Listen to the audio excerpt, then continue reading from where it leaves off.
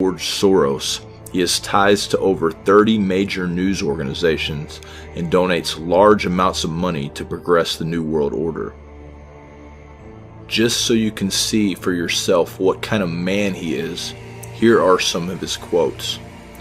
"It is sort of a disease when you consider yourself some kind of god, the creator of everything, but I feel comfortable about it now since I began to live it out.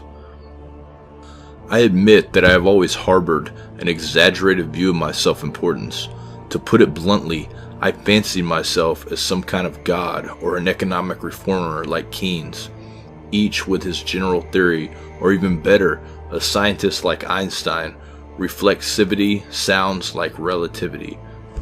If truth be known, I carried some rather potent messianic fantasies with me from childhood, which I felt I had to control. Otherwise, I might end up in the loony bin. But when I made my way into the world, I wanted to indulge myself in my fantasies to the extent I could afford."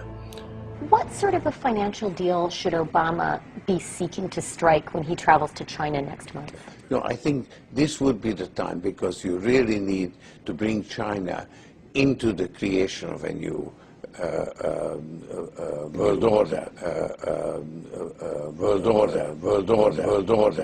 Is there going to be sort of a tipping point, a moment at which the dollar is fatally weakened, or does it just sort of carry on? An orderly decline of the dollar is actually desirable.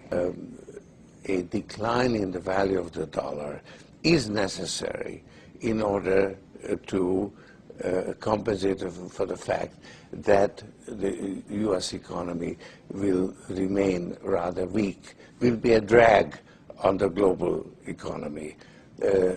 China will emerge as the motor replacing the U.S. consumer.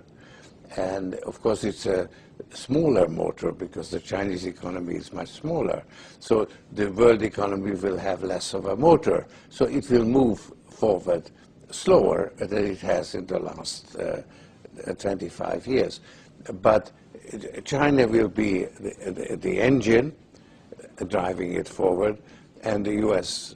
will be actually a drag that's being pulled along through a gradual decline in the value of the dollar.